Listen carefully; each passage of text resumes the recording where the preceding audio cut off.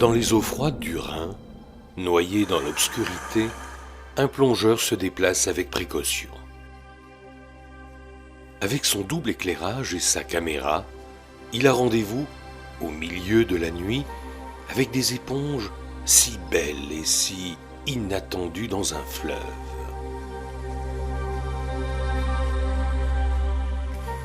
Il n'y a que 6 espèces d'éponges vivant en eau douce, un très petit nombre, en comparaison des 5000 espèces marines. La paroi du corps de l'éponge est perforée par de nombreux canaux qui établissent une relation permanente entre le milieu extérieur et la cavité gastrale.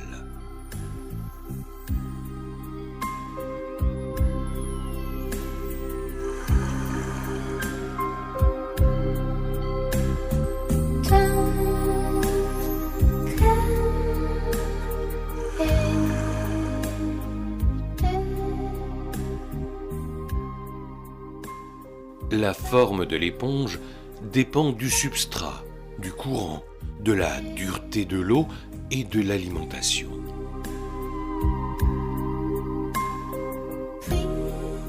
Il en résulte des formes encroutantes, des amas plus ou moins sphériques, ou encore possédant des ramifications.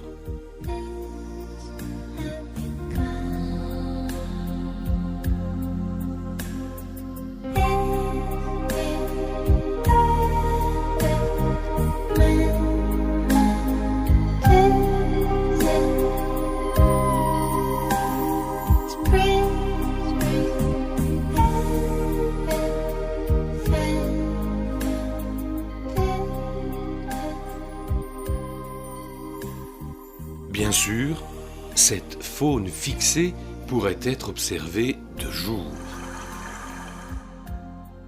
Mais la nuit, l'ambiance si particulière, l'utilisation de la lumière qui, suivant son orientation, va comme sculpter l'obscurité, donne une toute autre dimension au paysage sous-marin. À ce moment-là, le caméraman est seul au monde. Il ne pense qu'à son image. Comment la composer? Comment la découper pour mettre en valeur son sujet? Comment régler au mieux tous les paramètres pour avoir la plus belle image? La plongée pour le cadreur ressemblera à une chasse à l'image. Il va se diriger dans le faisceau de ses lampes en espérant trouver de quoi filmer. Alors, pourquoi aller à droite ou à gauche? Ce n'est qu'une longue quête guidée par son instinct, la connaissance du milieu et, il faut bien le dire, une bonne dose de chance. Instinct et connaissance du milieu sont étroitement liés. En effet, à force de plonger, le caméraman a acquis une expérience qui va lui servir inconsciemment, car il saura, sans réfléchir, qu'un herbier ou des branches seront de meilleurs postes de chasse pour le brochet que les galets du fond du fleuve. La récompense de cette quête, c'est de tomber nez à nez avec un brochet, le roi de nos plans d'eau. Une foule d'idées va alors se bousculer dans la tête, en même temps que monte l'excitation. Comment l'approcher sans lui faire peur? Quel est le meilleur cadrage en fonction de sa position et de l'environnement? Comment orienter ses phares? Quel réglage adopter? Faire attention à ne pas soulever de particules, etc., etc.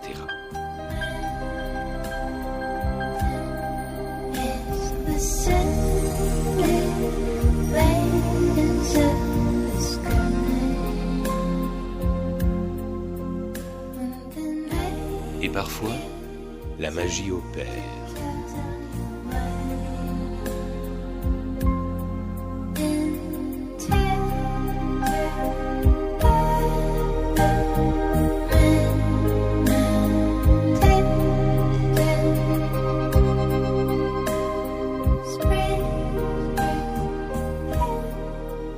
fois, le brochet reste sur ses gardes et conserve une distance de sécurité.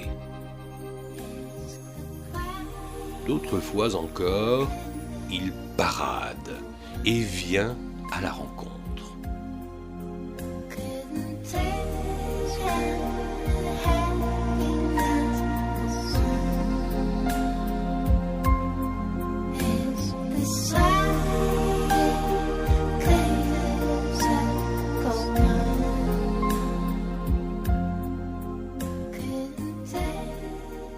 Après ces instants magiques, la tension retombée, la recherche continue. Et là, bien à l'abri entre les roches, cohabitant avec l'écrevisse américaine, l'œil de la caméra va s'attarder sur une colonie de petites crevettes invasives. Celles-ci nous arrivent de la région ponto-caspienne, transportées par les ballastes des péniches. Longues d'une quinzaine de millimètres à la taille adulte, elles vivent en colonie et sortent la nuit pour se nourrir d'animalcules microscopiques qui forment le plancton.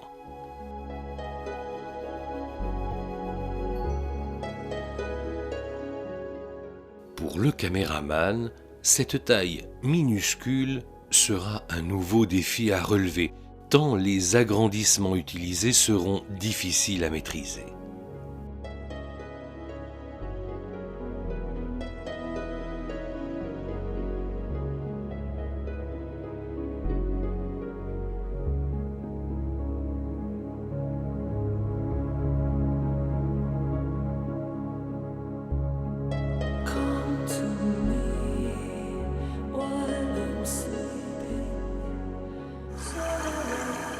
Mais pourquoi plonger la nuit dans des eaux à 11 degrés, parfois même plus froides?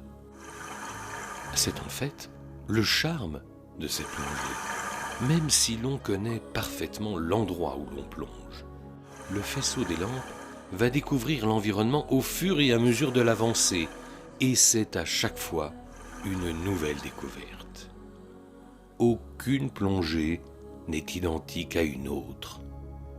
Le balai des lumières entre les herbes, les ombres projetées, tout cela participe au mystère de la nuit. Pour le caméraman, l'obscurité peut aussi être une alliée.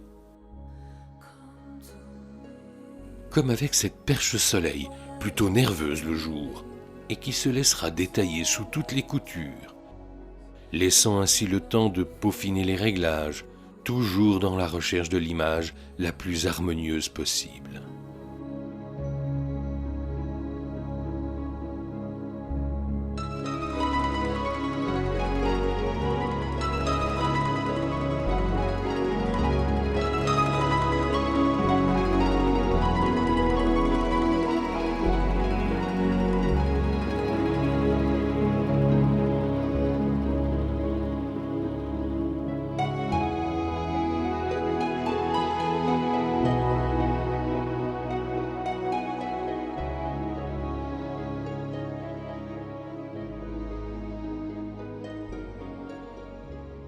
Le caméraman aura fait une belle plongée quand il sait qu'il a réussi à capter les plus belles situations qui se sont présentées à lui.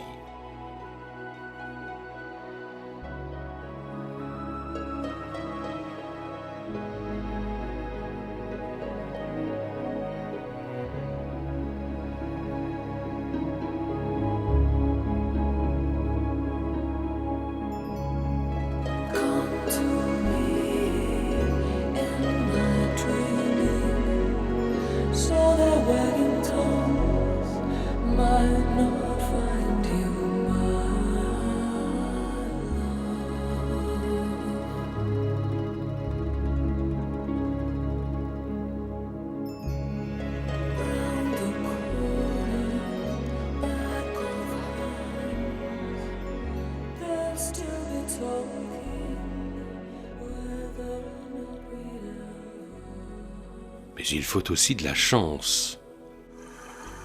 À la fin de la plongée, les batteries sont presque vides, les bouteilles d'air aussi. quand soudain apparaît une anguille. Autrefois très commune, l'anguille se fait de plus en plus rare dans nos plans d'eau et nos rivières. Des conditions de prise de vue difficiles, car sur ce fond de vase très légère, qui ne demande qu'à se lever et brouiller l'eau, le moindre geste malencontreux ruinerait cette opportunité.